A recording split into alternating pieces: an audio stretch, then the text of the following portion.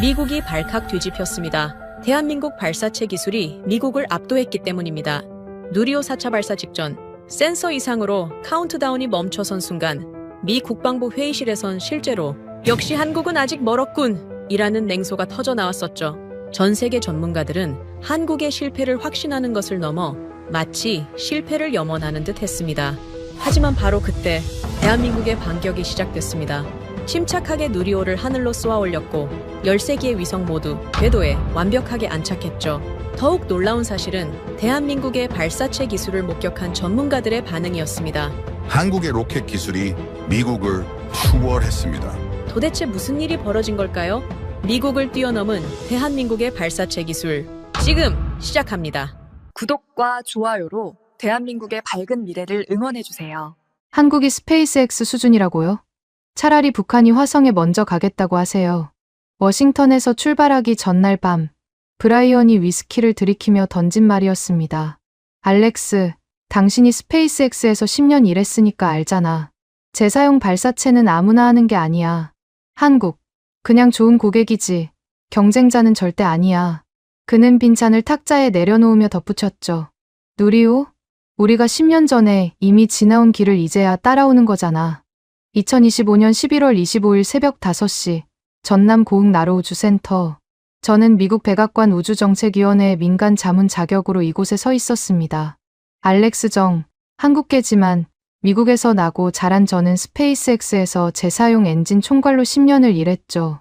멀린 엔진부터 랩터 엔진까지 재사용 기술의 혁명을 최전선에서 이끌었다고 자부합니다.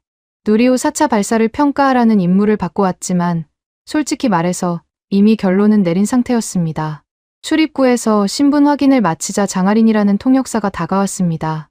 알렉스 정 박사님이시죠? 오늘 시험동, 관제동, 브리핑룸 순서로 동선이 잡혀 있습니다. 과학 전문 통역이라더니 용어 하나하나를 정확히 구사하더군요. 새벽 공기가 차가웠습니다.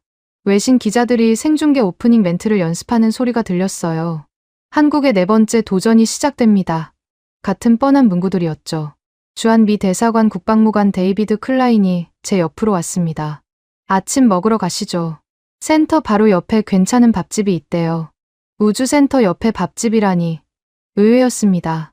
걸어서 5분 거리, 복순내 밥상이라는 간판이 보였어요. 새벽인데도 불이 환했습니다. 문을 열고 들어가자 이상한 광경이 눈에 들어왔죠. 벽 한쪽이 신문 스크랩으로 빼곡했습니다. 누리호 1차, 2차, 3차 발사 기사들이었어요. 그런데 기사 옆에 손글씨, 메모가 붙어 있었습니다.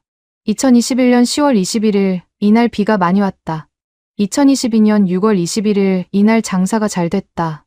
2023년 5월 25일, 이날 우리 손자가 왔다. 어서 오세요. 김복순 사장이 나왔습니다. 60대 중반쯤 되어 보이는 분이었죠. 발사 보러 오신 분들이죠. 외국분이신가 봐요. 데이비드가 한국어로 답했습니다. 네, 미국에서 왔습니다. 발사 평가하러 왔어요. 김복순 사장의 표정이 미묘하게 변했습니다. 평가요? 그럼 점수 매기러 오신 건가요? 제가 영어로 말하자 장아린이 통역했습니다. 기술적 검토를 위해서 왔습니다. 한국의 우주 개발 수준을 확인하는 거죠. 그래요? 그럼 잘 보고 가세요. 우리가 뭘 할 수 있는지. 약간의 자존심이 섞인 말투였습니다. 김복순 사장이 밥상을 내오며 벽을 가리켰습니다. 발사 있는 날이면 온 동네가 텔레비전 앞에 모여요. 작년 3차 발사 때는 어르신들이 다 같이 박수 치다가 우시기도 했죠. 80 넘은 할아버지가 내 살아생전에 우리나라 로켓이 우주에 가는 걸 보내 하시면서요. 문이 열리고 동네 어르신 몇 분이 들어왔습니다. 복순아, 오늘 발사 몇 시야? 내일 새벽이래요. 오늘은 준비하는 날이고. 어르신들이 실망한 표정으로 앉았습니다. 그중 한 분이 저희를 보고 물었어요. 외국 사람들이네. 뭐 하러 왔어? 장아린이 설명하자 할아버지가 목소리를 높였습니다. 뭐, 평가하러 왔다고. 누가 누굴 평가해. 우리가 얼마나 고생해서 여기까지 왔는데. 김복순 사장이 말렸습니다. 할아버지, 그냥 구경 왔대요. 데이비드가 물었습니다. 발사 날이면 정말 동네 사람들이 다 모여요? 그럼요. 김복순 사장이 스크랩 하나를 가리켰습니다. 이 기사 보세요. 2022년 2차 발사 성공한 날인데 비가 억수로 왔어요. 그래도 다들 우산 들고 와서 텔레비전 봤어요. 우리나라가 우주로 뭘 쏘아 올린다는데 비가 뭐가 대수예요. 저는 벽을 휴대폰으로 찍었습니다. 흥미로운 풍경이긴 했지만 머릿속으로는 다른 생각을 했죠. 감상적이네. 그래도 기준은 스페이스X야. 한국은 이제 겨우 시험 단계를 벗어났을 뿐이야. 장하린이 말했습니다. 누리호 3차까지 이미 성공했고 이번 4차는 위성 13기를 600km 궤도에 올리는 실전 운용입니다. 차세대 중형위성 3호와 큐브 위성 12기가 실립니다. 13기라. 나쁘지 않았습니다. 하지만 스페이스X가 한 번에 올리는 위성 수를 생각하면 여전히 작은 규모였죠. 제가 펠컨 9 재사용 엔진을 담당할 때 우리는 한 번에 60기씩 올렸으니까요. 문이 또 열렸습니다. 젊은 엔지니어로 보이는 사람들이었어요. 한국항공우주연구원 로고가 새겨진 점퍼를 입고 있었죠. 사장님, 김치찌개 3개요. 너희들 오늘도 밤샜구나? 네. 시험 마지막 점검이라서요. 내일이잖아요. 엔지니어 중 한 명이 우리를 보더니 속삭였습니다. 외국 평가단인가 봐요. 그들의 표정이 순간 경직됐습니다. 조용히 구석 자리로 가서 앉았죠. 김복순 사장이 다시 말했습니다. 저기 맨 위에 보이는 기사 있죠. 1차 발사 실패한 날이에요. 그때 다들 아쉬워했는데 그래도 다음에는 될 거다 하면서 응원했어요. 그리고 진짜로 2차 때 성공했잖아요. 3차도 성공했고 이번에도 될 거예요. 왜 그렇게 확신하세요? 제가 물었습니다. 여기 사람들 마음이 그래요. 실패해도 포기 안 해요. 오히려 더 응원해요. 그 마음이 모여서 저 로켓이 날아가는 거예요. 어르신 한 분이 끼어들었습니다. 저 양반한테 얘기해봐. 우리가 돈이 없어서 못하는 거지. 기술이 없어서 못하는 게 아니라고. 미국은 나라가 부자니까 막 쏘는 거잖아. 장하린이 조심스럽게 통역했고 저는 예의상 고개를 끄덕였습니다. 하지만 속으로는 생각했죠. 돈만의 문제가 아니야. 경험과 시스템의 문제지. 데이비드가 말했습니다. 한국이 독자 발사 능력을 갖춘 건 인정해야 하죠. 세계에서 7번째잖아요. 7번째가 아니라 첫 번째가 되어야 의미가 있죠. 제가 답했습니다. 재사용 발사체 시대에는 더욱 그래요. 스페이스X가 이미 표준을 만들었고 나머지는 그걸 따라가는 수준입니다. 장하린이 조용히 끼어들었습니다. 그 표준을 따라잡으려는 시도가 여기서 일어나고 있는 건 아닐까요? 저는 웃었습니다. 예의상 웃은 거였죠. 마음속으로는 브라이언의 말이 계속 맴돌았습니다. 차라리 북한이 화성에 먼저 가겠다고. 밥을 다 먹고 일어서려는데 김복순 사장이 한마디 더 했습니다. 저는 로켓 기술 같은 건 잘 몰라요. 하지만 이것만은 알아요. 여기 사람들이 얼마나 간절한지. 매번 발사 때마다 손에 땀을 쥐고 지켜보는 사람들이 얼마나 많은지. 미국 사람들도 그런 마음이 있었기 때문에 달에 간 거 아니에요? 센터로 돌아가는 길에 장하린이 물었습니다. 어떠셨어요? 인상적이네요. 외교적인 대답이었습니다. 진심으로 물어본 거예요. 잠시 멈췄다가 답했습니다. 마음은 이해합니다. 하지만 우주 개발은 마음으로 하는 게 아니죠. 기술력과 자본, 그리고 경험이 필요해요. 한국은 아직 그 3가지 모두에서 부족합니다. 장하린이 고개를 끄덕였습니다. 동의해서가 아니라 예상한 대답이었다는 듯이요. 그럼 오늘 시험동에서 뭘 보실 건가요? 데이터요. 숫자는 거짓말을 안 하니까. 관제동으로 가는 길에 거대한 발사대가 보였습니다. 누리호가 서 있었죠. 75m 높이라고 했습니다. 나름 위용이 있어 보였어요. 하지만 제 눈에는 여전히 스페이스X 펠컨 헤비의 축소판처럼 보였습니다. 오늘 시험동을 둘러보고 내일 발사를 지켜본 뒤 모레 워싱턴으로 돌아가서 보고서를 쓸 예정이었습니다. 보고서의 결론은 이미 정해져 있었죠. 한국은 훌륭한 파트너이자 고객이다. 하지만 재사용 발사체 분야에서 미국의 경쟁자는 아니다. 세계 최고 수준. 그건 오직 스페이스X만이 쓸 수 있는 표현이다. 그때까지만 해도 저는 그렇게 확신했습니다. 시점은 며칠 전으로 돌아갑니다. 11월 22일 워싱턴 DC 국방부 회의실. 제가 한국으로 출발하기 사흘 전이었죠. 오전 9시 회의실은 이미 긴장감으로 가득했습니다. 펜타곤 1인 깊숙한 곳에 있는 이 회의실은 미국 우주 전략의 방향을 결정하는 곳이었죠. 정면 스크린에는 스페이스X의 재사용 발사 이력 그래프가 떠 있었습니다. 2015년부터 2025년까지 완벽한 상승 곡선이었죠. 보시다시피 재사용 발사체가 발사 비용을 절반 가까이 줄였습니다. 제가 레이저 포인터로 그래프를 가리켰습니다. 킬로그램당 $2,000에서 $1,000 이하로. 스페이스X가 만든 이 표준은 이제 전 세계 우주 산업의 기준이 되었죠. 세계 최고 수준의 기준은 이미 정해져 있습니다. 케빈 로웰이 예산 파이 차트를 띄우며 끼어들었습니다. 그래서 더욱 명확합니다. 한 기업에 집중해서 관리하는 것이 가장 효율적이에요. 예산 분산은 곧 리스크 증가를 의미합니다. 그는 차트의 80%를 차지하는 부분을 가리켰죠. 이미 검증된 시스템에 투자하는 것이 의회 설득도 쉽고 정치적으로도 안전합니다. 왜 굳이 불확실한 곳에 베팅을 해야 합니까? 브라이언 스콧이 자기 회사 로고가 들어간 슬라이드를 띄웠습니다. 오리온 다이내믹스 동맹국 파트너십 구조라는 제목이었죠. 동맹국들은 여기 보시는 것처럼 정부 고객 카테고리에 들어갑니다. 한국, 일본, 호주, 인도 모두 훌륭한 고객입니다. 작년 한국은 우리 회사 발사 서비스를 3건이나 구매했죠. 하지만 명심하세요. 그들은 고객입니다. 파트너가 아니라. 화상 화면에서 야마구치 사토루가 말했습니다. 도쿄에서 접속한 그의 배경에는 일본 국기가 보였죠. 한국의 누리호 발사는 흥미롭긴 하지만 솔직히 말해서 규모가 작은 실험 수준입니다.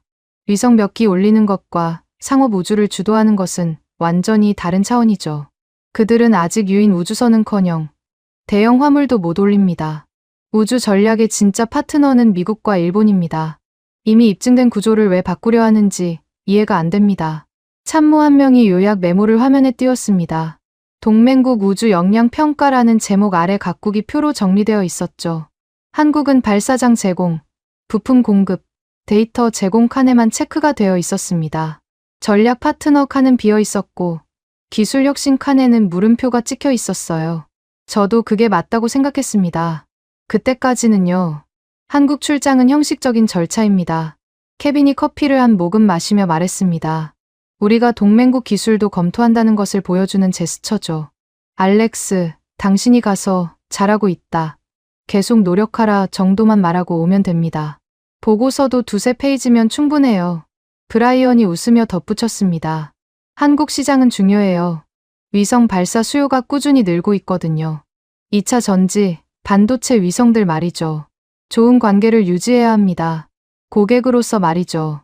그들이 독자 개발하겠다고 하면 격려해 주되 결국은 우리 서비스를 사는 게 경제적이라는 걸 은근히 알려주세요. 회의가 진행되는 동안 저는 노트북 화면 구석에 떠있는 내부 분석 메모를 훑어봤습니다. 국방부 정보분석팀이 작성한 150페이지짜리 문서였죠. 대부분 예상한 내용이었는데 한 문장이 눈에 들어왔습니다. 각주 123번이었어요. 누리호 1차부터 3차까지 축적된 연소 시험 데이터 규모가 예상보다 크다. 연간 20에서 40회 시험 수행. 특히 터보펌프 연소 불안정성 관련 데이터는 미공개 상태지만 규모로 추정 시 스페이스X 초기 4년과 맞먹는 수준.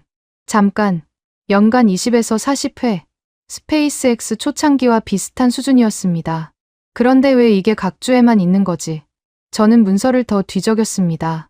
관련 내용이 더 있었어요. 한국항공우주연구원, 실패 데이터를 폐기하지 않고 전량 보존, 압력 급상승, 연소 불안정, 구조 진동 등 실패 사례를 데이터베이스화. 하지만 그 내용들은 모두 각주나 부록에 묻혀 있었고 본문에서는 단 한 줄로 요약되어 있었죠. 한국, 발사체 기술 개발 지속 중. 질문 있으신 분? 제가 프레젠테이션을 마치며 물었습니다. 한 참모가 손을 들었습니다. 해군 중령 계급장을 단 여성이었죠. 한국이 재사용 발사체 개발을 선언했다던데 가능성이 있을까요? 야마구치가 화면에서 비웃었습니다. 재사용 발사체요. 그들이 아직 일회용 발사체도 제대로 못 만드는데 10번 쏴서 10번 성공해야 그 다음 이야기를 할 수 있는 거 아닙니까? 누리호는 아직 3번밖에 안 쐈어요. 동의합니다. 브라이언이 말했습니다. 재사용 기술은 차원이 다릅니다. 착륙, 정비, 재발사, 이 사이클을 완성하려면 최소 10년은 더 필요할 겁니다. 한국이 10년 뒤에도 우리를 따라잡을 수 있을까요? 불가능하죠. 그때쯤이면 우리는 화성에 도시를 건설하고 있을 겁니다. 그때 같은 참모가 다시 물었습니다. 그런데 한국 정부가 우주항공청을 만들고 하나 같은 대기업이 뛰어들고 있다던데요. 돈을 꽤 쏟아붓는 것 같던데. 케빈이 손을 저었습니다. 돈만으로는 안 됩니다. 경험이 필요해요. 스페이스X가 왜 특별한지 아십니까? 실패를 수백 번 하면서 쌓은 경험 때문입니다. 한국은 아직 그런 사치를 부릴 여유가 없어요. 실패 한 번에 여론이 들끓는 나라입니다. 케빈이 시계를 봤습니다.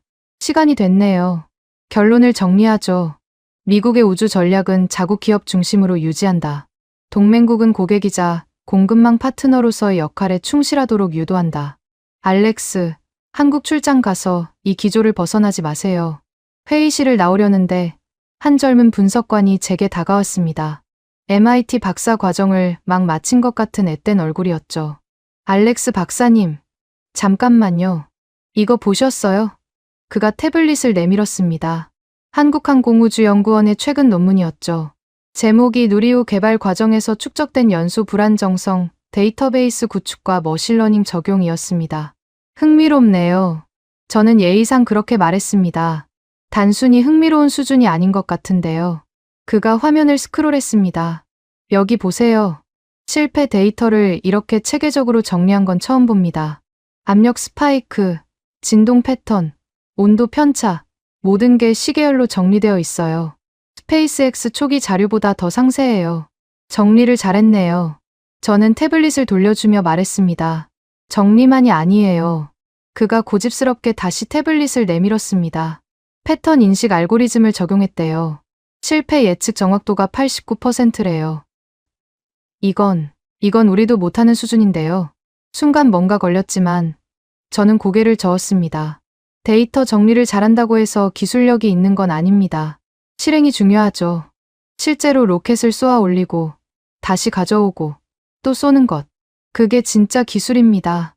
그 분석관이 물러났지만 표정은 납득하지 못한 것 같았습니다. 그래도 한 번쯤 진지하게 검토해 보시는 게. 충분히 검토했습니다. 제가 잘났습니다. 복도를 걸으며 브라이언과 마주쳤습니다. 알렉스, 한국 가면 김치나 실컷 먹고 와. 그거 말고는 볼 게 없을 테니까. 그가 어깨를 두드리며 웃었죠. 아, 그리고 혹시 한국 측에서 우리도 스페이스X처럼 할 수 있다는 소리를 하면 정중하게 웃어주고 와. 그들의 자존심을 너무 상하게 하면 안 되니까. 고객을 화나게 하면 안 되잖아. 저녁이 되어 집으로 돌아가는 길에 차 안에서 다시 그 각주를 떠올렸습니다. 스페이스X 초기 4년과 맞먹는 데이터 규모. 왜 자꾸 그 문장이 머릿속에 남는 걸까? 신호등이 빨간불로 바뀌자 잠시 멈춰 서서 생각했습니다. 한국이 정말 우리가 생각하는 것보다 앞서 있는 건 아닐까? 하지만 곧 고개를 저었죠. 불가능해. 재사용 발사체는 스페이스X가 10년 넘게 쌓아온 기술이야. 데이터가 많다고 해서 경험을 대체할 수는 없어. 집에 도착해서 짐을 싸면서도 저는 여전히 확신했습니다. 이번 출장은 형식적인 절차일 뿐이라고. 한국에 가서 시설 둘러보고 발사 구경하고 잘하고 있다는 립서비스나 하고 오면 된다고. 하지만 가방에 노트북을 넣으면서 문득 그 분석관이 보여준 논문 제목이 떠올랐습니다. 머신러닝 적용. 스페이스X에서 일할 때 우리도 비슷한 시도를 했었죠. 하지만 데이터가 부족해서 제대로 못했었습니다. 그때 앨런 머스크가 했던 말이 기억났습니다. 실패는 데이터다. 데이터는 자산이다. 충분한 데이터가 있으면 미래를 예측할 수 있다. 한국이 정말 충분한 데이터를 가지고 있는 걸까? 아니야. 그건 과장일 거야. 논문은 늘 과장되게 마련이니까. 11월 26일. 발사 하루 전. 아침 8시에 나로우주센터 시험동 앞에 도착했습니다. 거대한 경납고 같은 건물이었죠. 김도연 본부장이 저를 맞았습니다. 50대 초반으로 보이는 그는 피곤한 기색이 역력했지만 눈빛만은 날카로웠어요. 어서 오세요. 알렉스 박사님. 한국항공우주연구원 발사체 운영본부장 김도연입니다. 스페이스X 출신이시라고 들었습니다. 네. 재사용 엔진 쪽에서 일했습니다. 그럼 저희가 뭘 하고 있는지 금방 아시겠네요. 그가 시험동 문을 열며 말했습니다. 들어가시죠. 안으로 들어서자 특유의 기계 냄새가 났습니다. 윤활유와 금속, 그리고 뭔가 탄 듯한 냄새가 섞여 있었죠. 스페이스X 시험동에서도 맡았던 냄새였습니다. 한쪽 벽면에 거대한 화이트보드가 있었는데 빨간색과 파란색 마커로 빼곡하게 뭔가 적혀 있었어요. 이게 뭡니까? 제가 물었습니다. 연소 시험 일정표입니다. 지난 3년간의 기록이죠. 가까이 다가가서 봤습니다. 날짜마다 시험 조건과 결과가 적혀 있었는데 특이한 건 빨간 동그라미가 쳐진 날이 많다는 것이었습니다. 그리고 그 옆에는 손글씨로 메모가 적혀 있었어요. 압력 급상승, 밸브 재설계, 연소 불안정, 인젝터 각도 조정, 터보 펌프 진동, 베어링 교체. 김도연이 설명했습니다. 빨간 동그라미는 실패한 날입니다. 정확히는 예상과 다른 결과가 나온 날이죠. 실패를 이렇게 대놓고 표시해 놓으셨네요. 숨길 이유가 없으니까요. 오히려 자랑스럽습니다. 그가 특정 날짜를 가리켰습니다. 2024년 3월 15일. 이날 압력이 설계 한계를 넘었습니다. 엔진이 거의 폭발할 뻔했죠. 하지만 그 데이터 덕분에 우리는 압력 제어 시스템을 완전히 새로 설계할 수 있었습니다. 윤세아 전무가 들어왔습니다. 하나 우주사업부 로고가 새겨진 작업복을 입고 있었죠. 알렉스 박사님, 반갑습니다. 재사용 발사체 이야기를 좀 나누고 싶었는데 좋은 기회네요. 그녀가 태블릿을 꺼내 도표를 보여줬습니다. 누리호 엔진 국산화율 95%, 발사체 전체 국산화율 90% 이상입니다. 90% 이상이라고요? 저는 놀랐습니다. 스페이스X도 초기에는 많은 부품을 수입했었거든요. 터보 펌프, 연소기, 노즐, 제어 시스템, 거의 모든 걸 국내에서 만듭니다. 여기 보세요. 그녀가 리스트를 보여줬습니다. 대전의 중소기업이 터보 펌프 베어링을, 부산의 회사가 특수합금을, 창원의 업체가 밸브를 만듭니다. 외화 유출이 거의 없죠. 그리고 더 중요한 건 문제가 생기면 바로 수정할 수 있다는 겁니다. 장하린이 통역하며 덧붙였습니다. 미국 부품을 수입하려면 몇 달이 걸리지만 국내 업체는 일주일이면 수정품을 만들어 준다고 합니다. 김도연이 시험 장비 앞으로 우리를 이끌었습니다. 이게 연소 시험 스탠드입니다. 작년에만 42번 시험했습니다. 42번이요? 제가 되물었습니다. 올해는 이미 35번 했고요. 매주 한 번 꼴이죠. 스페이스X도 초기에 이 정도 했나요? 사실 우리도 그 정도는 못했습니다. 예산 문제도 있었고 시설도 부족했죠. 하지만 저는 그냥 고개만 끄덕였습니다. 그때 젊은 남자가 들어왔습니다. 청바지에 후드티를 입은 전형적인 스타트업 CEO 같은 모습이었죠. 박지훈입니다. 레드샌드 스페이스 대표예요. 스타트업이신가요? 네. 저희는 파라핀 기반 하이브리드 엔진을 개발하고 있습니다. 스페이스X가 안 하는 방식이죠. 그가 노트북을 열어 영상을 보여줬습니다. 첫 번째 영상은 작은 로켓이 수직으로 올라갔다가 비틀거리며 떨어지는 장면이었어요. 첫 시험입니다. 보시다시피 완전히 실패했죠. 이어서 두 번째 영상을 틀었습니다. 이번엔 로켓이 안정적으로 올라갔다가 정확히 원위치에 착륙했습니다. 2달 후입니다. 같은 엔진, 다른 제어 시스템이죠. 2달 만에요? 실패 데이터를 분석해서 제어 알고리즘을 완전히 바꿨습니다. 압력 편차, 추력 벡터, 자세 제어, 모든 데이터를 머신러닝으로 분석했죠. 한국항공우주연구원이 공개한 데이터베이스도 참고했고요. 윤세아가 끼어들었습니다. 이게 한국식입니다. 실패를 숨기지 않고 공유하죠. 대기업, 연구원, 스타트업이 데이터를 공유합니다. 미국은 이런 게 가능한가요? 솔직히 불가능했습니다. 스페이스X는 데이터를 절대 공개하지 않았고 나사조차 접근하기 어려웠죠. 하지만 저는 다르게 답했습니다. 각자의 방식이 있는 거죠. 김도연이 다시 화이트보드 앞으로 갔습니다. 여기 보세요. 2023년 9월부터 2024년 8월까지 1년간 연소 시험 53회, 그중 실패가 19회입니다. 3분의 1이 실패예요. 그걸 자랑스럽게 말씀하시는 건가요? 물론이죠. 그가 웃었습니다. 실패 19회는 곧 개선점 19개를 찾았다는 뜻입니다. 여기 보세요. 그가 그래프를 가리켰습니다. 실패율이 점점 줄어들죠.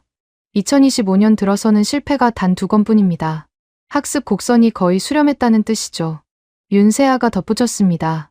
하나는 이 데이터를 바탕으로 재사용 발사체를 개발하고 있습니다. 첫 발사를 2027년으로 잡고 있어요. 미국보다 빠를 수도 있습니다. 미국보다 빠르다고요? 제가 비웃듯 말했습니다. 적어도 가격은 더 쌀 겁니다. 그녀가 단호하게 말했습니다. 국산화율 90%의 힘이죠.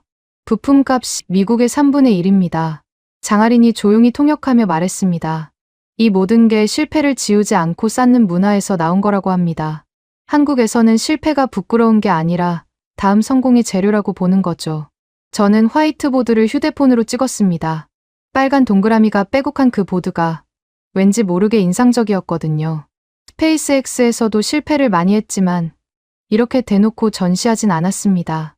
우리는 성공만 홍보했죠. 박지훈이 말했습니다. 알렉스 박사님, 스페이스X 방식이 최고라고 생각하시죠? 하지만 우리는 다른 길을 가고 있습니다. 메탄이 아닌 파라핀, 재사용이 아닌 초저가, 대형이 아닌 소형 다수. 모든 나라가 스페이스X를 따라갈 필요는 없잖아요. 그의 말이 조금 거슬렸지만 완전히 틀린 말은 아니었습니다. 점심시간이 되자 구내식당으로 이동했습니다. 가는 길에 김도연이 말했습니다. 스페이스X 초기 자료를 봤습니다. 솔직히 부러웠어요. 그 많은 자본과 인력으로 마음껏 실험하고 실패할 수 있었으니까요. 우리는 그럴 여유가 없었습니다. 그래서 더 철저하게 기록하고 분석했죠. 실패 한 번을 10번 가치로 만들어야 했으니까요. 식당에서 밥을 먹으며 윤세아가 물었습니다. 미국은 한국을 어떻게 봅니까? 동맹이자 파트너로 봅니다. 외교적인 답변이었죠. 기술 파트너는 아니고 고객으로 보는 거 아닌가요? 전곡을 찔렸지만 저는 웃으며 넘겼습니다. 협력 방식은 다양하니까요. 식사 후 다시 시험동으로 돌아왔을 때 김도연이 파일 하나를 건넸습니다. 누리호 개발 데이터 요약본입니다. 전체 데이터는 테라바이트가 넘어서 요약본만 드립니다. 파일을 열어보니 숫자들이 빼곡했습니다. 압력, 온도, 진동, 추력, 비추력, 모든 게 시간별로 정리되어 있었어요. 그리고 각 데이터마다 정상, 경고, 위험, 실패가 표시되어 있었죠. 이걸 다 공개하신다고요? 핵심 설계도는 빼고요.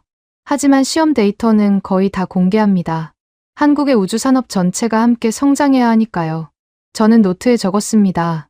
데이터량 이미 세계 최상위급, 공개성 미국 이상, 실패율 초기 높았으나 급격히 개선.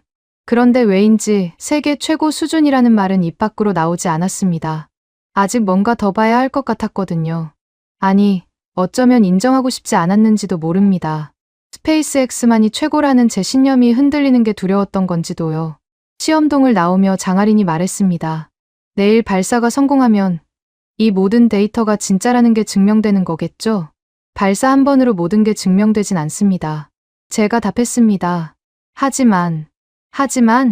하지만 시작일 수는 있겠죠. 하늘을 보니 구름이 끼기 시작했습니다. 내일 날씨가 걱정됐어요. 발사의 날씨는 절대적이니까요. 그런데 김도연은 태연했습니다. 비가 와도 쏩니다. 바람이 불어도 쏩니다. 우리는 악천 후 데이터도 필요하거든요. 11월 26일 오후 9시. 발사를 6시간 앞둔 시각이었습니다. 저는 나로우주센터 내 비공개 브리핑룸에 앉아 있었죠. 최민석 우주정책국장이 들어오며 두꺼운 서류 뭉치를 책상 위에 올려놓았습니다. 알렉스 박사님, 이건 저희가 준비한 자료입니다. 그리고 이건 그가 다른 파일을 꺼냈습니다. 국제평가 자료들입니다. 편하게 검토하시면 됩니다. 방을 나가려던 그가 돌아서며 말했습니다. 아, 그리고 한 가지만 말씀드릴게요. 저희는 미국의 평가를 받으러 온 게 아닙니다. 저희가 어디까지 왔는지 보여드리는 겁니다. 문이 닫히고 혼자 남았습니다. 첫 번째 파일을 열었어요. 누리호 1차부터 3차까지의 발사 기록이었습니다. 예상했던 내용이었죠. 1차는 실패, 2차와 3차는 성공. 하지만 자세히 보니 특이한 점이 있었습니다. 각 발사마다 수집된 데이터 포인트가 표시되어 있었는데 그 숫자가 어마어마했습니다. 1차 발사 320만 개, 2차 발사 510만 개, 3차 발사 780만 개. 매 발사마다 센서를 늘려가며 데이터를 수집한 거였죠. 두 번째 파일은 연소 시험 데이터였습니다. 2021년부터 2025년까지 총 237회의 시험. 그중 실패가 89회. 처음엔 실패율이 높다고 생각했는데 그래프를 보니 달랐습니다. 2021년 실패율 60%에서 2025년 5%로 급격히 감소했죠. 김도연이 낮에 보여준 것보다 훨씬 상세한 자료였습니다. 각 실패마다 원인 분석, 개선 조치, 재시험 결과가 일목요연하게 정리되어 있었어요. 특히 눈에 띈 건 실패 패턴 분류 체계였습니다. 연소 불안정을 12가지 유형으로, 구조 진동을 8가지로 분류해 놓았더군요. 세 번째 파일을 열자 잠시 숨이 멎었습니다. 국제우주전략연구소 로고가 상단에 찍혀 있었죠. 유럽에 본부를 둔 세계에서 가장 권위 있는 우주정책연구소였습니다. 제목이 2025 아시아 우주 역량 평가였어요.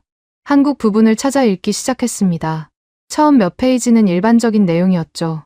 그런데 15페이지쯤에 형광펜으로 표시된 문장이 나타났습니다. 스페이스X 이후 미국 밖에서 처음으로 정밀도 비용 데이터. 세 축에서 동급 경쟁이 가능한 재사용 발사체 후보는 한국뿐이다. 과장이라고 생각했습니다. 당연히 과장이겠죠. 하지만 다음 내용을 읽으며 생각이 바뀌기 시작했어요. 한국의 누리호 프로그램은 단순한 발사체 개발이 아니다. 체계적인 실패 관리, 데이터베이스 구축, 머신러닝 적용, 그리고 무엇보다 90% 이상의 국산화율. 이는 스페이스X 초기 4년 2002에 2006도 가능한 수준이며 일부 지표는 오히려 상회한다. 다음 장에는 비교표가 있었습니다. 스페이스X 펠컨 1 초기 데이터와 누리호 데이터를 나란히 놓은 표였죠. 제가 직접 스페이스X에서 작성했던 그 데이터들이 거기 있었습니다. 그리고 누리호 데이터가 그 옆에 있었죠. 연소 시험 횟수 스페이스X 4년간 190회, 누리호 4년간 237회, 데이터 수집량 스페이스X 평균 발사당 100만 포인트, 누리호 평균 500만 포인트, 국산화율 스페이스X 초기 60%, 누리호 90%. 숫자만 보면 누리호가 앞서 있었습니다. 물론 시대가 다르고 기술 수준이 다르지만 그래도 이 숫자들은 무시할 수 없었죠. 네 번째 파일은 미국 국방부 정보분석팀의 내부 보고서였습니다. 외부 유출 금지 딱지가 붙어 있었는데 왜 이게 여기 있는지 의아했죠. 첫 장을 넘기자 메모가 있었습니다. 데이비드 클라인 중령 제공이라고. 보고서는 더 충격적이었습니다. 한국의 재사용 발사체 개발 가능성 높음. 예상 시기 2028년. 기술 수준 스페이스X 2015년 수준 도달 가능. 위협평가 미국 상업 발사 시장이 1호에 20% 잠식 가능성. 그 아래 작은 글씨로 덧붙여져 있었습니다. 특히 아시아 중동 시장에서 가격 경쟁력으로 미국 기업 위협 예상. 정치적 중립성과 기술력을 동시에 갖춘 유일한 대안. 다섯 번째 파일을 열었습니다. 하나우주사업부가 작성한 재사용 발사체 사업 계획서였어요. 첫 페이지에 큰 글씨로 쓰여 있었죠. 목표 킬로그램당 발사 비용 $500. $500라고. 스페이스X도 현재 $1000 수준인데 불가능하다고 생각했지만 다음 내용을 보고 생각이 바뀌었습니다. 핵심 전략 1 국산 부품 사용으로 제작비 절감. 2 한국형 대량 생산 시스템 적용 3 정비 자동화로 턴어라운드 시간 단축 4 소형 위성 전용 최적화. 특히 세 번째 항목이 인상적이었습니다. 삼성 LG 배터리 공장의 자동화 기술을 로켓 정비에 적용. 인건비 80% 절감. 정비 시간 60% 단축 목표. 마지막 파일을 열기 전에 잠시 숨을 고르고 있는데 문이 열렸습니다. 장아린이 커피를 들고 들어왔죠. 늦은 시간까지 검토하시네요. 네, 자료가 많아서요. 어떠세요? 예상과 다른가요? 솔직히 답했습니다. 많이 다릅니다. 생각보다 훨씬 체계적이네요. 장아린이 웃었습니다. 그게 다가 아닐 거예요. 마지막 파일 보셨어요? 마지막 파일을 열었습니다. 레드샌드 스페이스의 기술 자료였어요. 파라핀 하이브리드 엔진의 시험 데이터였는데 맨 마지막 장에 특이한 그래프가 있었습니다. 추력 대비 비용 곡선이라는 제목이었는데 레드샌드의 엔진이 기존 엔진보다 10분의 1 가격이라고 표시되어 있었죠. 그 아래 메모가 있었습니다. 세계 최초 파라핀 기반 재사용 엔진. 미국 특허 출원 중. 잠깐, 미국 특허. 한국 스타트업이 미국 특허를? 장아린이 설명했습니다. 박지훈 대표가 MIT에서 박사 과정 중에 개발한 기술이래요. 한국에 돌아와서 창업했고 이제 미국 시장을 노리고 있죠. 자료들을 다시 정리하며 노트에 적기 시작했습니다. 연소 시험 데이터 스페이스X 초기 4년치와 동급. 일부 상회. 국산화율 90% 이상. 비용 절감 효과 확실. 재사용 발사체 2027에 가능. 목표 비용 키당 $500.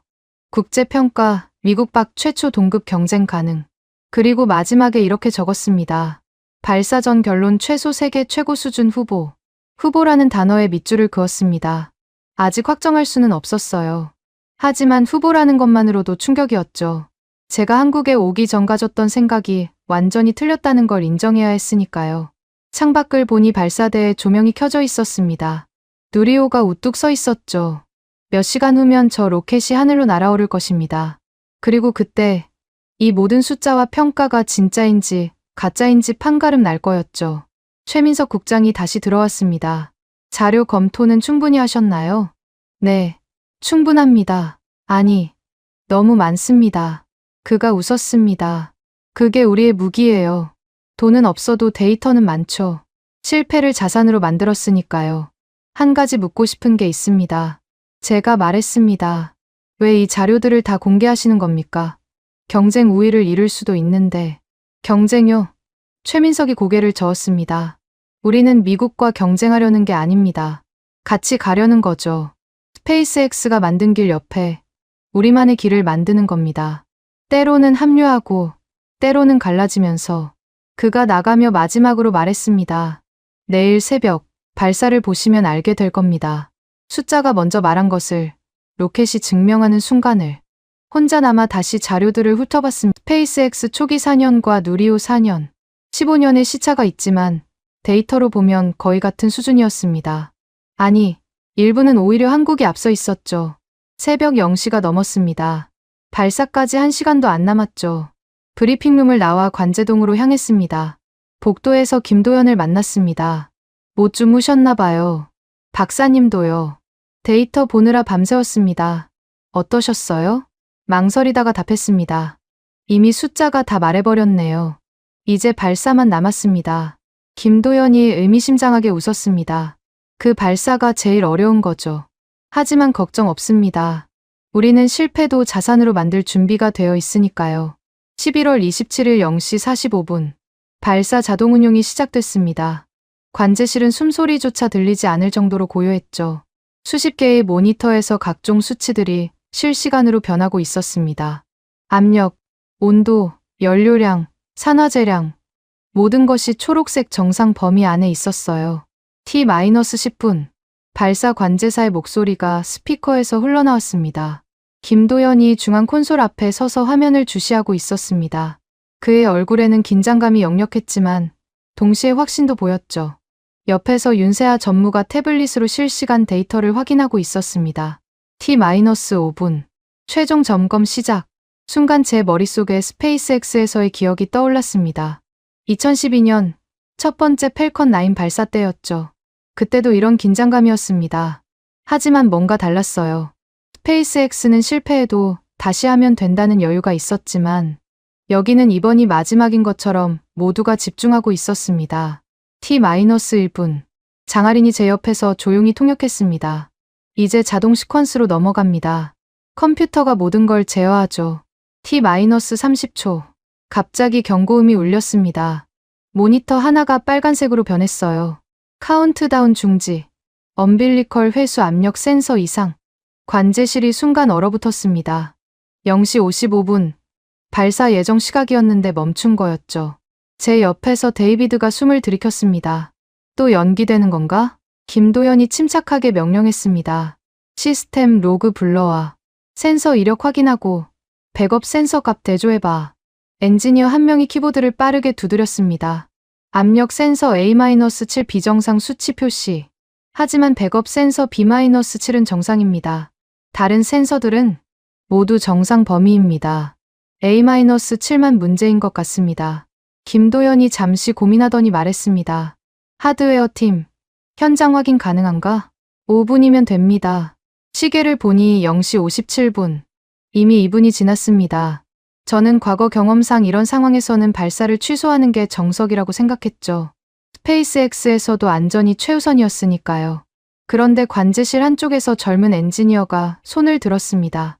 본부장님, 과거 데이터 분석 결과가 나왔습니다. A-7 센서가 습도 80% 이상일 때 오작동한 이력이 3번 있었습니다. 모두 실제로는 문제 없었고요. 윤세아가 끼어들었습니다. 현재 습도는 83%입니다.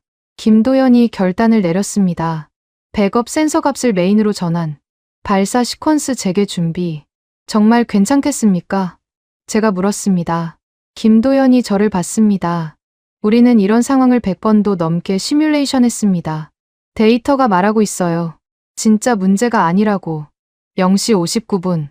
하드웨어 팀이 무전으로 보고했습니다. 유관 확인 결과 이상 없음. 센서 표면의 응결 확인. 센서 전원 완료했나? 네, 완료했습니다. 발사 시퀀스 재개. T-60초부터 다시 카운트다운이 시작됐습니다. 하지만 이번에는 모두가 더 긴장한 표정이었죠. 실패하면 모든 책임을 져야 할 테니까요. 한편 고흥 밥집에서는 다른 풍경이 펼쳐지고 있었습니다. 나중에 장하린이 보여준 영상에서 본 건데 김복순 사장과 동네 어르신들이 텔레비전 앞에 모여 있었죠. 왜 멈췄어? 또 연기하는 거야? 아니야. 곧 다시 할 거야. 저번에도 그랬잖아. 김복순 사장이 말했다고 합니다. 걱정 마세요. 우리 애들이 알아서 잘할 거예요. 레드샌드 스페이스 사무실에서도 직원들이 모여 있었습니다. 박지훈이 노트북으로 실시간 중계를 보면서 팀원들에게 설명하고 있었죠. 센서 문제 같은데 아마 습도 때문일 거야. 고흥은 항상 습도가 높거든. 다시 관제실로 돌아옵니다. T-30초. 이번엔 아무 문제가 없었습니다. 모든 수치가 정상이었죠. T-10, 9, 8, 7, 6, 5, 4, 3, 2, 1. 발사, 1시 13분. 누리호가 불꽃을 뿜으며 발사대를 떠났습니다. 관제실 전체가 진동으로 떨렸어요. 창밖으로 보이는 불기둥이 밤하늘을 환하게 밝혔습니다. 정상 26, 추력 100%, 롤 프로그램 시작. 저는 모니터를 주시했습니다. 속도, 고도, 자세각, 모든 수치가 실시간으로 변하고 있었죠. 그런데 놀라운 건 그 수치들이 제가 스페이스X에서 봤던 것과 거의 똑같다는 거였습니다. T+1분, 맥스큐 통과, 맥스큐 최대 동압 구간. 가장 위험한 순간 중 하나죠. 하지만 누리호는 거뜬히 통과했습니다. T+2분 40초. 1단 분리 준비. 1단 분리. 화면에서 1단이 분리되는 게 보였습니다. 완벽한 분리였어요. 2단 점화 확인. T+3분 53초. 페어링 분리. 페어링이 양쪽으로 갈라지며 떨어져 나갔습니다. 고도는 191km. 이미 우주의 경계를 넘어선 거였죠. 김도연이 조용히 말했습니다. 여기까지는 순조롭네요. T+4분 34초. 2단 분리, 3단 점화. 3단이 점화되며 최종 궤도 진입을 시작했습니다. 이제 남은 건 정확한 궤도에 진입하는 것뿐이었죠. 저는 궤도 데이터를 주시했습니다. 목표 고도 600km. 과연 얼마나 정확하게 맞출 수 있을까? T+10분. 현재 고도 480km. 속도 초속 7.3km. 밥집에서는 어르신들이 숨을 죽이고 화면을 보고 있었습니다. 김복순 사장은 두 손을 모으고 있었죠. 제발, 제발. T+14분. 목표 궤도 접근 중. 윤세아가 태블릿을 들여다보며 말했습니다. 궤도 정밀도가 놀랍네요. 오차 범위 1km 이내로 들어올 것 같습니다. 1km, 600km 고도에서 1km 오차는 경이로운 수준이었습니다. 스페이스X도 초기에는 이 정도 정밀도를 내기 어려웠죠. T+14분 57초. 궤도 진입 완료. 잠시 정적이 흘렀습니다. 그리고 누군가가 외쳤습니다. 601.3km. 목표 대비 플러스 1.3km. 관제실이 함성으로 가득 찼습니다. 엔지니어들이 서로 껴안고 악수하고 어깨를 두드렸죠. 김도연은 의자에 털썩 주저앉았습니다. 긴장이 풀린 거였죠. 위성 분리 시작합니다. 하나, 둘, 셋. 13개의 위성이 차례로 분리됐습니다. 차세대 중형 위성 3호가 먼저, 그 다음 큐브 위성들이 하나씩 궤도로 퍼져나갔죠. 위성 분리 완료. 모든 위성 정상 신호 확인. 완벽한 성공이었습니다. 밥집에서는 환호성이 터져 나왔습니다. 어르신들이 자리에서 일어나 박수를 치고 서로를 껴안았죠. 김복순 사장은 눈물을 훔치며 말했다고 합니다. 봤지? 우리가 해냈어. 또 해냈어. 레드샌드 스페이스 사무실에서는 젊은 엔지니어들이 샴페인을 터뜨렸습니다. 박지훈이 웃으며 말했죠. 이제 우리 차례야. 다음엔 우리 엔진이 올라갈 거야. 관제실로 다시 돌아와서 저는 노트에 적기 시작했습니다. 성능 스페이스X 기준으로도 동급. 일부 지표는 상회. 데이비드가 제게 물었습니다. 어떻게 생각하세요? 잠시 망설이다가 답했습니다. 세계 최고 수준이라는 표현이 과장이 아니었네요. 김도연이 다가왔습니다. 이제 믿으시나요? 데이터로도 충분했지만 눈으로 보니 더 확실하네요. 이게 끝이 아닙니다. 윤세아가 말했습니다. 이제 시작이죠. 재사용 발사체로 가는 첫걸음입니다. 정부 관계자들이 관제실로 들어왔습니다. 최민석 국장이 마이크를 잡았죠. 여러분, 대한민국 역사상 가장 정밀한 발사였습니다. 이제 우리는 단순한 우주 진입국이 아니라 우주 강국의 반열에 올랐습니다. 박수가 터져 나왔습니다. 하지만 저는 다른 생각을 하고 있었죠. 이들이 정말 2027년까지 재사용 발사체를 만들 수 있을까? 오늘 본 것을 토대로 하면 충분히 가능할 것 같았습니다. 새벽 2시, 언론 브리핑이 시작됐습니다. 한국 정부와 우주항공청, 한국항공우주연구원 합동 브리핑이었죠. 누리호 4차 발사가 성공적으로 완료됐습니다. 18분 지연이 있었지만 이는 센서 습도 문제였으며 백업 시스템으로 완벽하게 대응했습니다. 기자들의 질문이 쏟아졌습니다. 그중 한 외신 기자가 물었죠. 한국이 이제 스페이스X와 경쟁할 수 있다고 보십니까? 최민석 국장이 답했습니다. 경쟁이 아니라 협력입니다. 하지만 기술적으로는 충분히 대등한 위치에 올라섰다고 봅니다. 저는 그 말에 고개를 끄덕였습니다. 4시간 전이었다면 비웃었을 말이지만 이제는 인정할 수밖에 없었죠. 새벽 3시, 밖으로 나왔습니다. 하늘을 올려다봤죠. 어딘가에 누리호가 올려놓은 위성들이 돌고 있을 거였습니다. 장하린이 옆으로 왔습니다. 이제 믿으시나요? 한국도 할 수 있다는 걸? 믿는다기보다는 인정합니다. 세계 최고 수준이라는 게 빈말이 아니었다는 걸. 스페이스X만이 답이 아니라는 것도요? 잠시 생각하다가 답했습니다. 각자의 길이 있는 거죠. 스페이스X는 스페이스X의 길을, 한국은 한국의 길을. 11월 27일 오후 4시. 인천공항으로 가는 차 안에서 저는 계속 노트북을 들여다보고 있었습니다. 누리호 4차 발사 데이터를 정리하고 또 정리했죠. 궤도 정밀도 0.2%, 위성 전량 성공, 18분 지연을 극복한 위기관리 능력. 이 모든 게 제가 알던 한국과는 달랐습니다. 비행기 안에서도 자료 정리를 계속했습니다. 한국항공우주연구원이 준 데이터, 국제평가 보고서, 하나의 재사용 발사체 계획서, 레드샌드 스페이스의 하이브리드 엔진 자료. 워싱턴에 도착할 때쯤엔 150페이지짜리 보고서 초안이 완성되어 있었죠. 11월 28일 오전 9시. 펜타곤 1인 회의실. 제가 들어서자 이미 케빈 로엘과 브라이언 스콧이 와 있었습니다. 화상 화면에는 도쿄의 야마구치도 연결되어 있었죠. 알렉스, 잘 다녀왔나? 케빈이 커피를 마시며 물었습니다. 한국 로켓 구경은 어땠어? 예상과 달랐습니다. 제가 답했습니다. 브라이언이 비웃었습니다. 설마 감동이라도 받았나? 위성 13개 올린 걸로? 저는 노트북을 열어 화면에 연결했습니다. 데이터를 보시죠.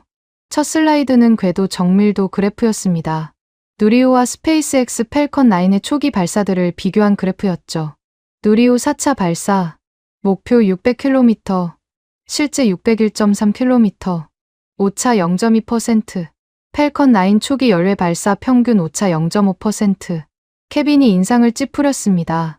한 번의 성공으로 뭘 증명한다는 건가? 한 번이 아닙니다. 다음 슬라이드를 넘겼습니다. 2차, 3차, 4차 모두 0.3% 이내 정밀도입니다. 이건 운이 아니라 시스템이죠. 야마구치가 화면에서 손을 흔들었습니다. 그래도 규모가 작잖습니까? 위성 13개? 우리는 한 번에 100개도 올립니다. 맞습니다. 하지만 이걸 보세요. 세 번째 슬라이드였습니다. 연소 시험 데이터입니다. 2021년부터 2025년까지 237회, 스페이스X가 2002년부터 2006년까지 수행한 190회보다 많습니다. 브라이언이 끼어들었습니다. 시험 횟수가 많다고 기술이 좋은 건 아니죠. 실패가 많아서 그런 거 아닙니까? 실패를 자산으로 만들었습니다. 제가 답했습니다. 실패율이 2021년 60%에서 2025년 5%로 감소했습니다. 전형적인 학습 곡선이죠. 스페이스X와 동일한 패턴입니다. 케빈이 테이블을 두드렸습니다. 그래서 그들이 스페이스X만큼 좋다는 건가? 그건 과장이야. 과장이 아닙니다. 저는 다음 슬라이드를 띄웠습니다. 국제우주전략연구소 보고서였죠. 형광펜 표시된 문장이 화면에 크게 나타났습니다. 스페이스X 이후 미국 밖에서 처음으로 정밀도 비용 데이터. 세 축에서 동급 경쟁이 가능한 재사용 발사체 후보는 한국뿐이다. 회의실이 조용해졌습니다. 브라이언이 먼저 반격했습니다. 그 연구소가 뭐 그리 대단한가? 유럽 애들이 미국 견제하려고 쓴 보고서 아니야? 미국 국방부 정보분석팀도 동일한 결론을 냈습니다. 저는 다른 문서를 열었습니다. 한국 재사용 발사체 개발 가능성 높음. 2027년에서 2028년 상용화. 미국 상업 발사 시장의 15에서 20% 잠식 가능. 케빈의 얼굴이 붉어졌습니다. 그건 최악의 시나리오를 가정한 거야. 실제로는 불가능해. 왜 불가능합니까? 제가 물었습니다. 그들은 이미 국산화율 90%를 달성했습니다. 발사 비용이 우리의 3분의 1입니다. 야마구치가 비웃었습니다. 싸다고 좋은 건가요? 품질은요? 신뢰성은요? 오늘 새벽 발사를 직접 봤습니다. 제가 말했습니다. 센서 이상으로 18분 지연됐지만 그들은 데이터 분석으로 문제를 해결했습니다. 그리고 성공했죠. 이게 신뢰성 아닙니까? 브라이언이 일어섰습니다. 알렉스, 당신 한국에 너무 감동받은 것 같은데.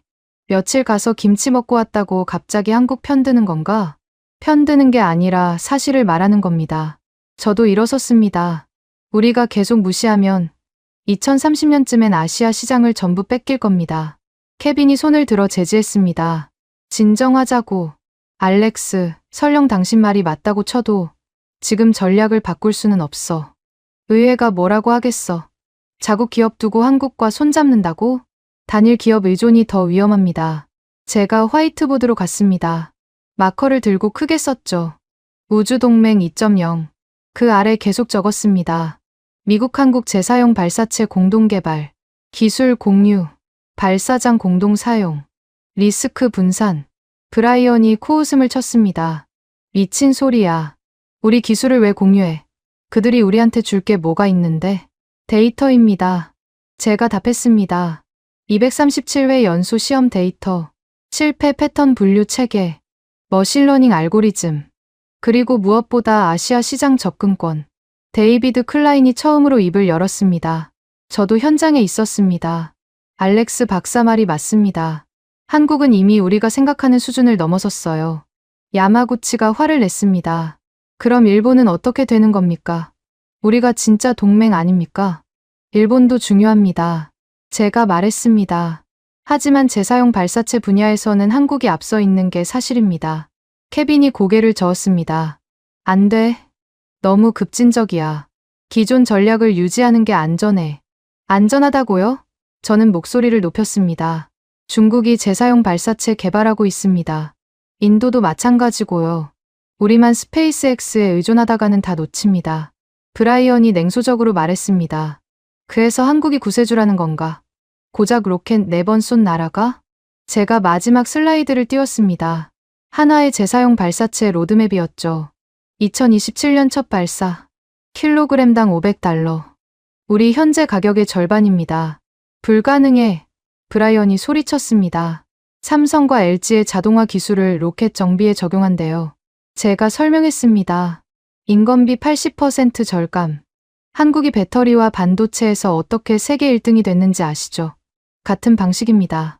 회의실에 무거운 침묵이 흘렀습니다. 한 참모가 조심스럽게 물었습니다.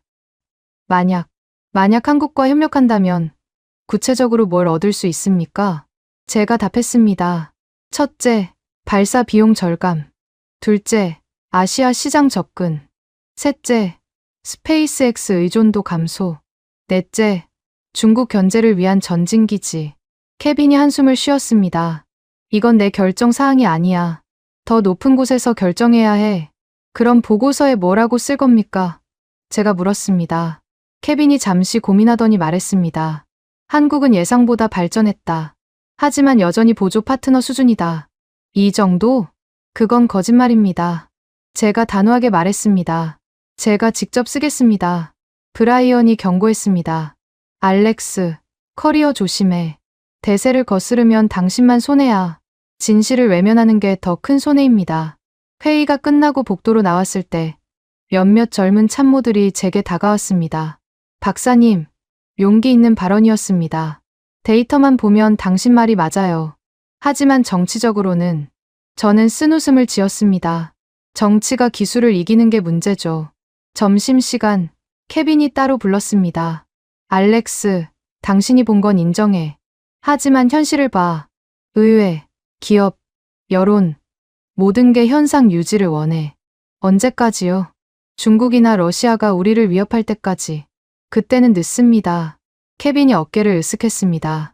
그게 미국식이잖아. 위기가 와야 바뀌는 거. 오후에 보고서를 쓰면서 저는 계속 고민했습니다. 정치적으로 안전한 보고서를 쓸 것인가, 아니면 진실을 쓸 것인가. 결국 저는 첫 페이지에 이렇게 썼습니다. 한국은 이미 세계 최고 수준의 발사체 기술을 보유했다. 재사용 발사체 개발도 2027년 가능하다. 미국은 한국을 고객이 아닌 파트너로 인식해야 한다. 그렇지 않으면 10년 안에 아시아 우주 시장을 잃을 것이다.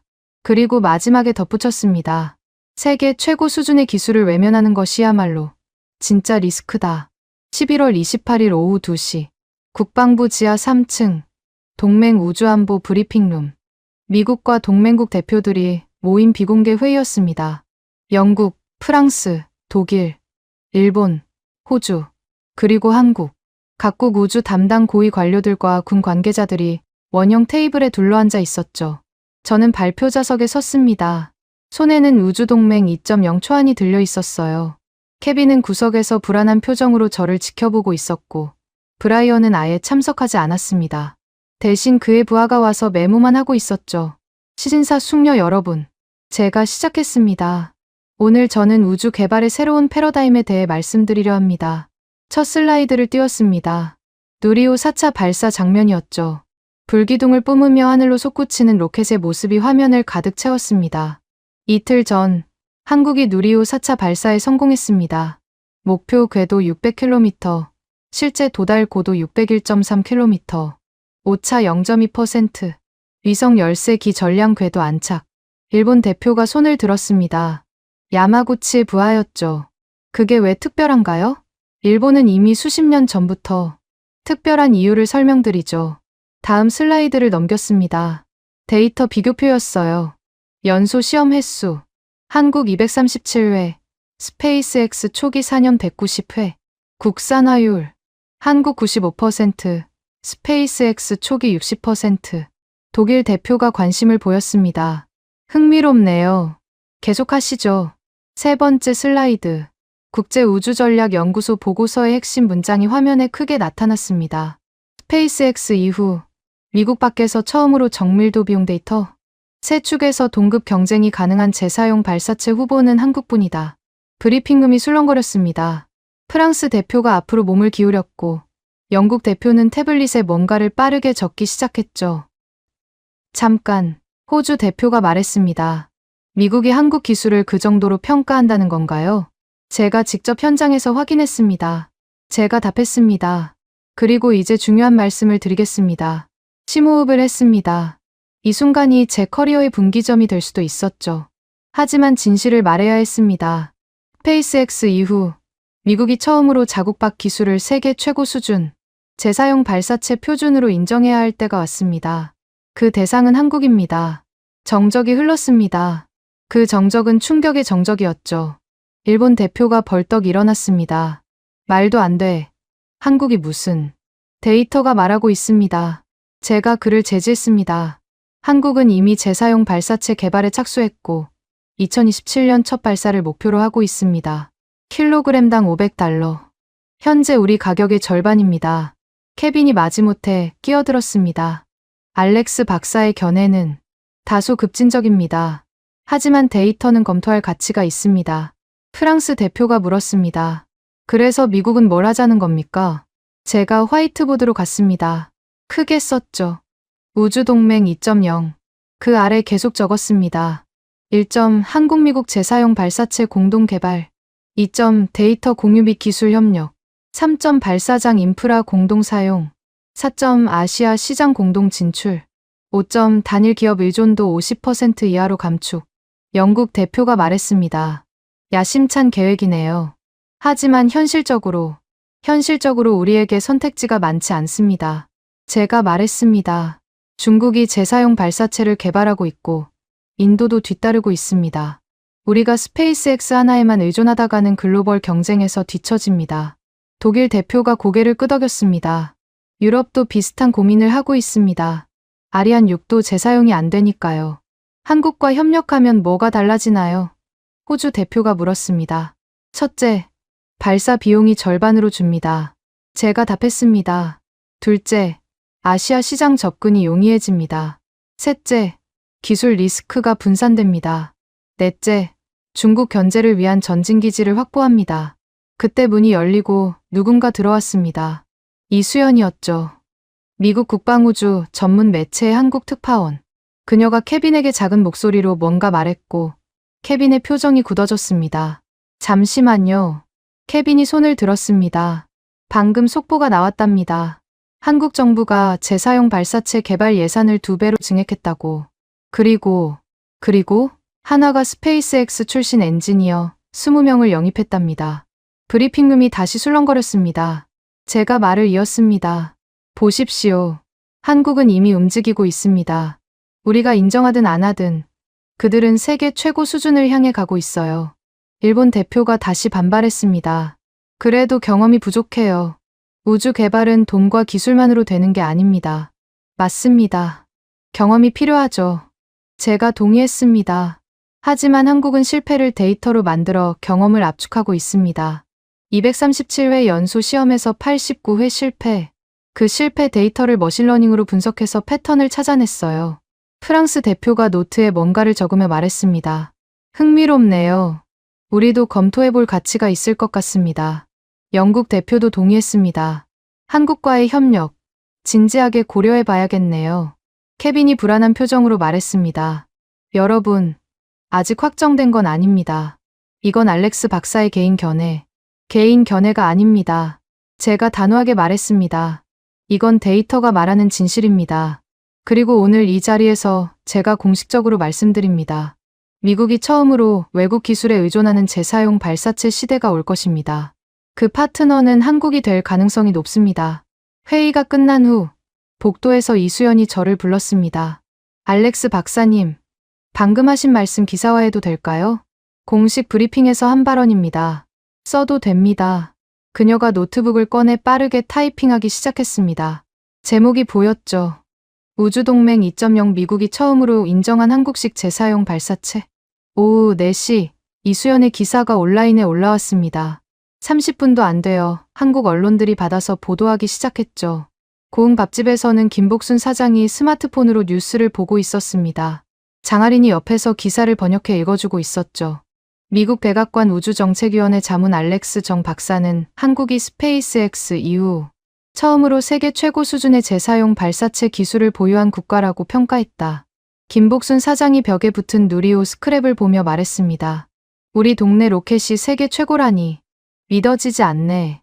하나우주사업부 사무실에서는 윤세아 전무가 긴급 회의를 소집했습니다. 방금 미국발 기사 봤죠? 이제 시작입니다. 내년 예산 2배 증액 확정됐고 스페이스X 출신 엔지니어들도 다음 주 합류합니다. 팀원 하나가 물었습니다. 정말 2027년에 재사용 발사체 쏠 수 있을까요? 쏴야죠. 아니, 반드시 쏩니다. 미국이 인정했는데 못하면 창피하잖아요. 레드샌드 스페이스 사무실에서는 박지훈이 직원들과 함께 기사를 읽고 있었습니다. 여기 보세요. 우리 회사 이름도 나왔어요. 파라핀 하이브리드 엔진을 개발하는 레드샌드 스페이스도 주목받고 있다라고. 젊은 엔지니어가 웃으며 말했습니다. 대표님, 이제 우리도 세계 최고 수준인 거예요? 아직은 아니지만 곧 될 겁니다. 미국이 인정했으니 투자도 들어올 거고 기술 개발도 가속화될 거예요. 나로우주센터 관제실에서는 김도연 본부장이 직원들에게 말하고 있었습니다. 자, 들었죠? 이제 전 세계가 우리를 주목하고 있습니다. 부담스럽지만 동시에 기회입니다. 누리호 5차 발사 준비와 함께 재사용 발사체 개발도 본격화합니다.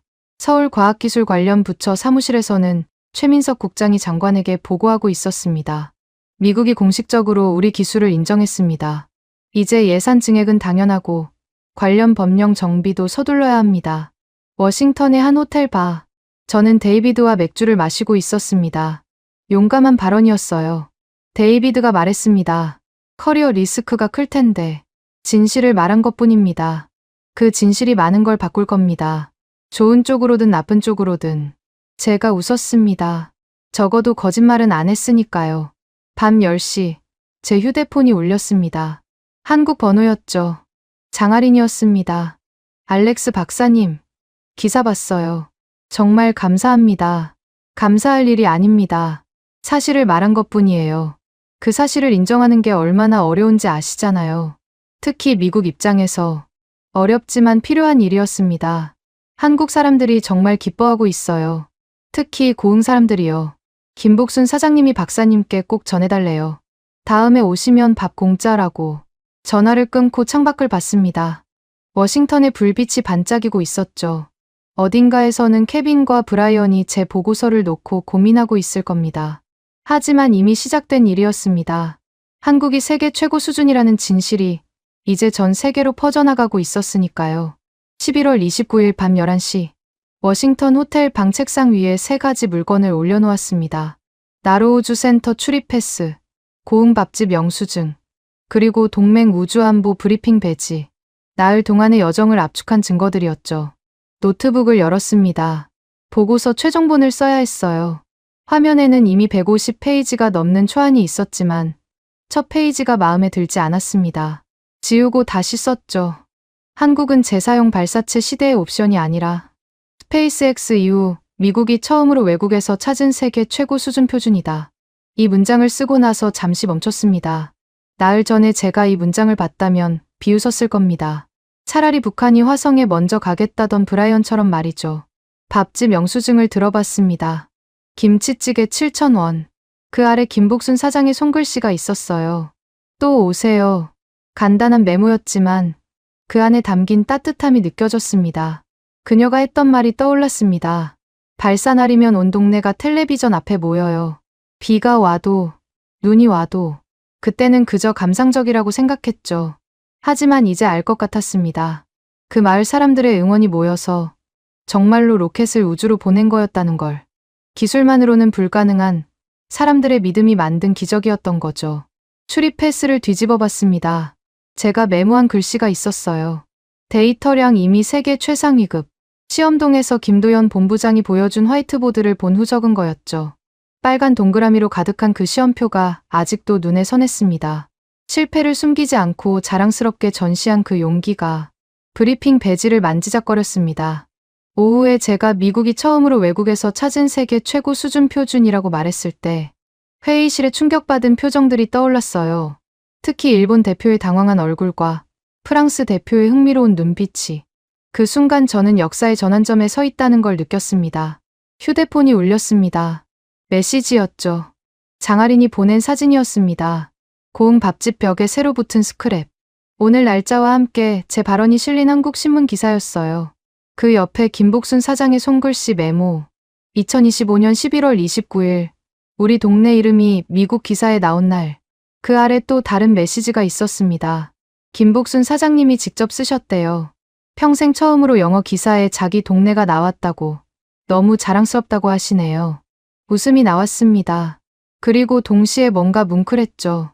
작은 어촌 마을이 세계 우주 개발의 중심에 서게 된 이 아이러니가. 노트북으로 돌아가 계속 썼습니다. 한국의 성공은 단순한 기술 발전이 아니다. 실패를 자산으로 바꾸는 문화, 전 국민의 응원, 그리고 세계 최고가 되겠다는 집념이 만든 결과다. 스페이스X가 실리콘밸리의 혁신 정신으로 성공했다면 한국은 전 국민의 염원과 현장의 땀으로 성공했다. 창밖을 봤습니다. 워싱턴의 밤은 여전히 밝았죠. 펜타곤 방향을 바라봤습니다. 아마 지금도 케빈과 브라이언이 제 보고서를 놓고 회의하고 있을 겁니다. 받아들이든 거부하든 진실은 이미 세상에 나왔으니까요. 전화가 울렸습니다. 뜻밖에도 앨런 머스크의 비서였습니다.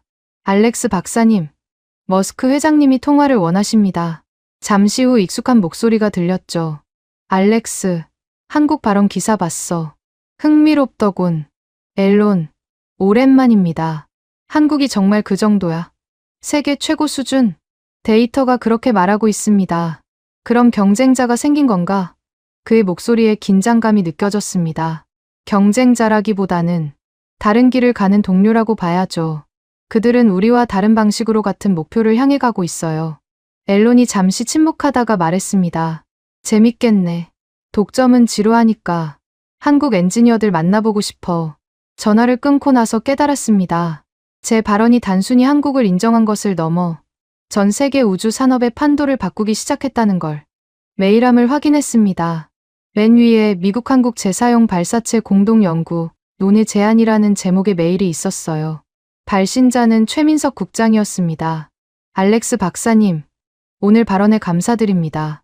한국은 미국과 함께 가길 원합니다. 경쟁이 아닌 협력으로 내년 초 워싱턴에서 뵙겠습니다. 답장을 썼습니다.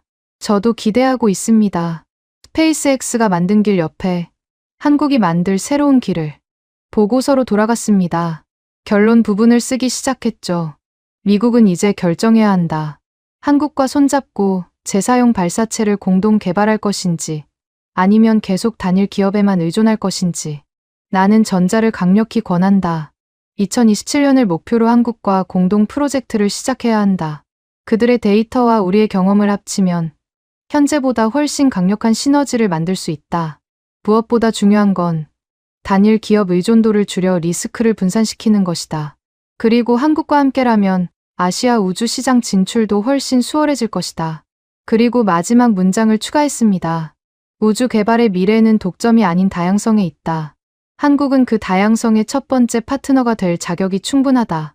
그들이 보여준 것은 단순한 기술력이 아니라 실패를 두려워하지 않는 용기와 함께 가는 문화의 힘이었다.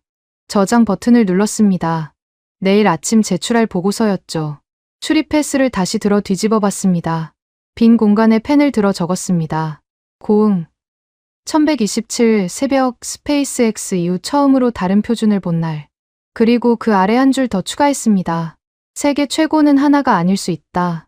새벽 1시가 넘었습니다. 창문을 조금 열었어요. 찬 공기가 들어왔죠. 고흥의 습한 새벽 공기와는 달랐지만 같은 하늘 아래 있다는 건 같았습니다. 어딘가 601.3km 상공에서는 누리호가 올린 13개의 위성이 지구를 돌고 있을 겁니다. 그리고 2027년쯤에는 한국의 재사용 로켓이 그 자리를 오갈 거고요. 어쩌면 스페이스X 로켓과 나란히 비행할 날도 올지 모릅니다. 책상 위 새 물건을 한 번 더 봤습니다. 출입 패스, 영수증, 배지. 사진을 찍어 저장했죠. 언젠가 회고록을 쓴다면 이 사진이 중요한 증거가 될 테니까요.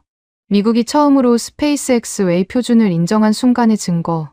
침대에 누워 천장을 바라봤습니다. 나흘 전 인천공항으로 향하던 차 안에서의 확신이 떠올랐죠. 한국은 고객일 뿐이다. 스페이스X만이 표준이다. 이제 그 확신은 완전히 바뀌었습니다. 한국은 고객이 아니라 파트너였고 스페이스X 외에도 표준이 될 수 있는 길이 있었습니다. 그리고 그 길은 때로는 더 인간적이고 더 따뜻할 수도 있다는 걸 배웠죠. 잠들기 전 마지막으로 생각했습니다. 브라이언이 비웃었던 그 말. 한국이 스페이스X 수준이라고? 차라리 북한이 화성에 먼저 가겠다. 틀렸어. 브라이언. 한국은 이미 그 수준에 도달했고 앞으로 더 나아갈 거야. 그리고 그건 미국에게도 기회가 될 거야. 독점의 시대가 끝나고 협력의 시대가 시작되는. 우주는 충분히 넓으니까. 모두를 위한 자리가 있으니까. 대한민국이 잘하고 있다고 생각하신다면, 한국 최고, 대한민국이 아직 멀었다고 생각하신다면, 한국 힘내라. 여러분의 생각을 댓글로 남겨주세요. 지금까지 감동을 더하다였습니다.